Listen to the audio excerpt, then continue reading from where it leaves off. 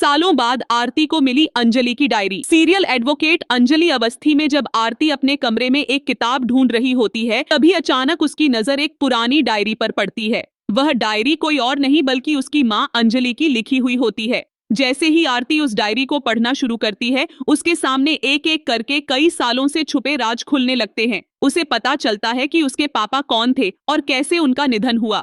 उसे यह भी जानकारी मिलती है कि उसका असली परिवार दिल्ली में रहता है और वह एक रॉयल राजपूत परिवार से ताल्लुक रखती है। आरती को यह जानकर गहरा झटका लगता है कि उसके नाना नानी ने इतने सालों तक उससे यह सारी बातें छुपाए रखी। लेकिन अब आरती फैसला कर चुकी है।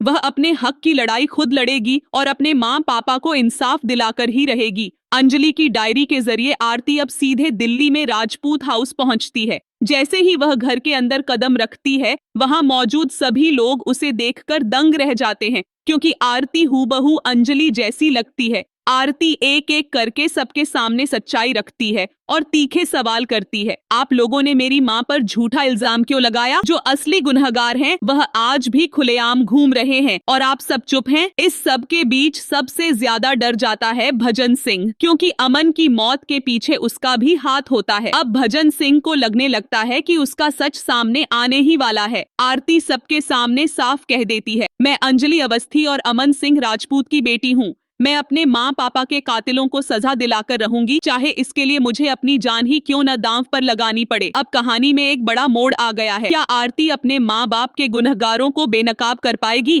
क्या राजपूत परिवार आरती को अपनाएगा या फिर से नफरत करेगा? आगे क्या होगा देखना बिल्कुल ना भूलिए।